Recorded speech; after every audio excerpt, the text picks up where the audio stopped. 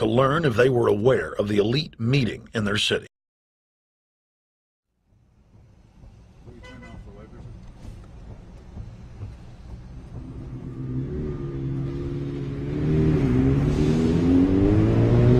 Hey guys, attention just for a second.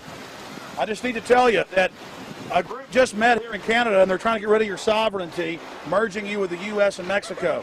See, it's not funny, I'm serious. And your news isn't going to tell you about this. This is deadly serious, so I'm just letting you know and I'm telling you about it. As they say, they are the guys that run the world. They make the decisions for we, and we just carry it out. Sir, did you hear about the Bilderberg Group meeting here in town, the 120 most elite people in the world? No. Hey, did you know that the elite's meeting here in town right now? Have you heard about it? 120 crime bosses? None of you heard of it? None of you guys have heard of the Bilderberg Group? They're meeting right now. In the city, around 10% of the people were aware of the New World Order agenda. When we traveled to Parliament, close to half of the people we randomly spoke to were informed.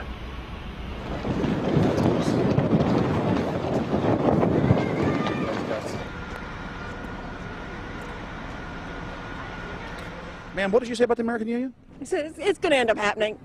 We don't want it, but it's going to happen. Why do you think? Because the Bilderberg Group runs the world. You have the Trilateral Commission that's also part of the Bilderberg, which is the United States, Europe, and Asia. But most of this is public knowledge.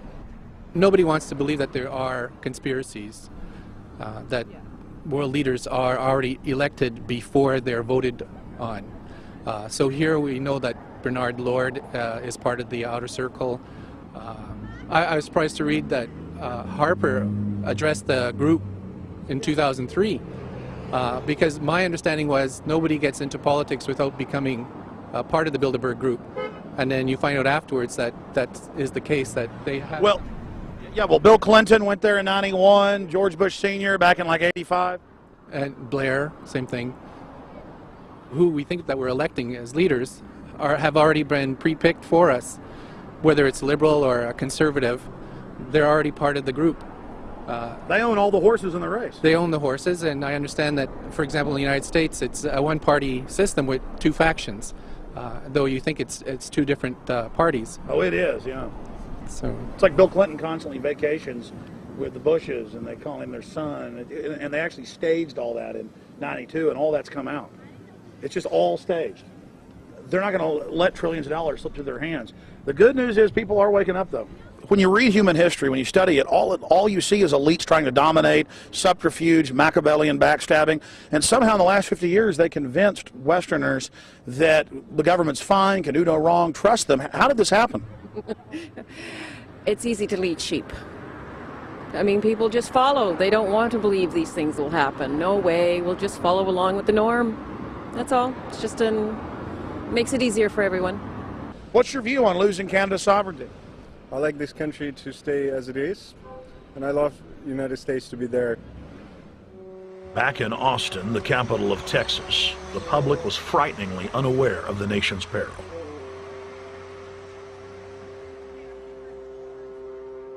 Have you heard about the North American Union? Not really, no. I don't watch TV. No, I haven't. Interesting. I was not aware of that. I don't know exactly what you mean, so... I don't think there's going to be a merger of the three nations. No, I have not. No. No, I didn't know this was happening, so... Yes, I have. Oh, you have heard about it? Yes. After that big rally the other day, don't know about it? I don't know about it. No, I have not. Have you heard of the European Union? I have, yes. Are you aware of the European Union? Oh, yeah, of course. Have you heard about the European Union? Heard about them. Do you know about the European Union? No. Europe, 15-member group expanding? A what? 15 nations of Europe merging in 2000.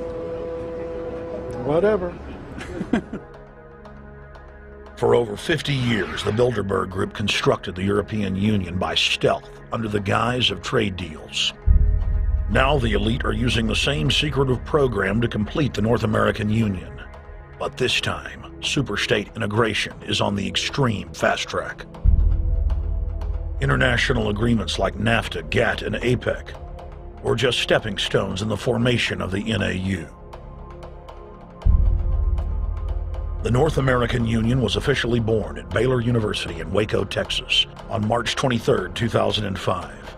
The leaders of the United States, Mexico, and Canada told the press that they were only meeting to discuss trade.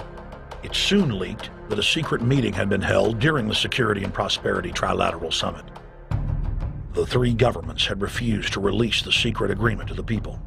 In September of 2006, their treasonous operation was blown wide open. From September 12th to September 14th, in Banff, Canada, hundreds of elected and appointed government leaders from Canada, Mexico, and the United States met in secret.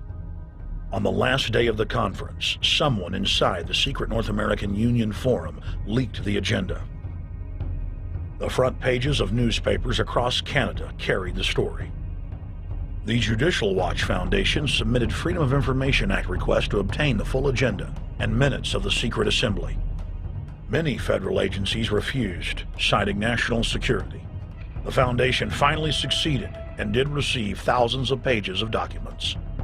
The documents marked unclassified are the blueprints of a shadow government ruling by bureaucratic and executive fiat. The pages chronicle an already operating North American Union. Transportation, law enforcement, agriculture, regulation, banking, manufacturing, construction, education, immigration, and even the military are being merged with no input from the people or their elected representatives in Congress and Parliament. One of the first items on their agenda was to stress how important it was that their plan, quote, be carried out by stealth. The controllers also talked about exploiting the public's fears of climate change to push a continent-wide tax to fund the new government. Globalist tool Robert Pastor is incessantly paraded on the world stage as the man behind the North American merger. When he testified before Congress, he pushed the idea of a continental security perimeter that erases national boundaries and merges the security apparatus. The best way to secure the United States today is not at our two borders with Mexico and Canada, but at the borders of North America as a whole. In fact, the North American Command, based in Colorado Springs, Colorado, was clearly running the meeting in Canada. For the past decade, the Pentagon has been training with Mexican and Canadian forces and has openly discussed using them inside the United States for disasters and to quell domestic unrest. There are already over 100,000 non-U.S. citizens serving in the U.S. Armed Forces. The Pentagon is now expanding its recruiting centers in Mexico, the Philippines, and Eastern Europe. Big city police departments nationwide are lobbying to change laws so they can recruit non-citizens to join the police force. What we are witnessing is a Red Dawn scenario in slow motion. Tyrants throughout history have brought in foreigners to oppress their domestic populations.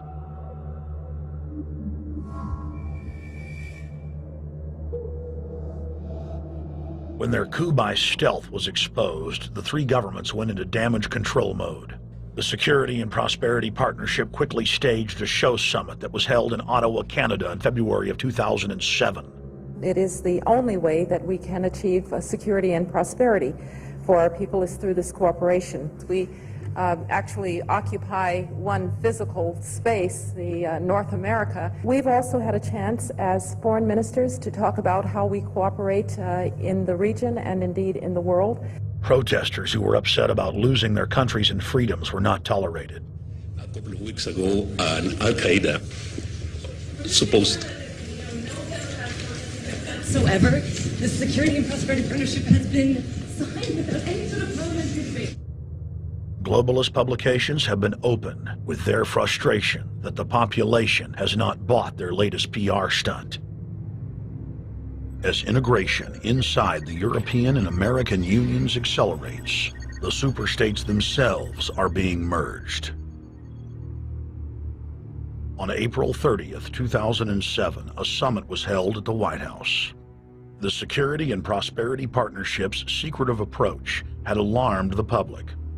So this time, President Bush, German Chancellor Merkel, and EU Commission President Barroso hid their treachery in plain sight.